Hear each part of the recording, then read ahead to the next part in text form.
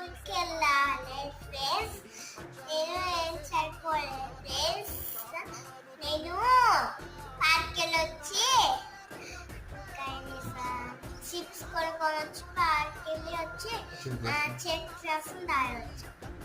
ఏం చేస్తున్నావు?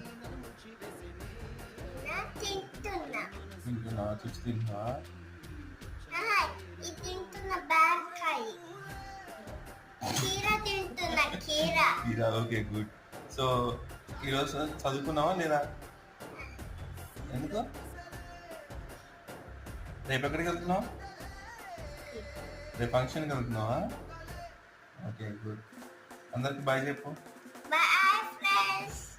Please share This is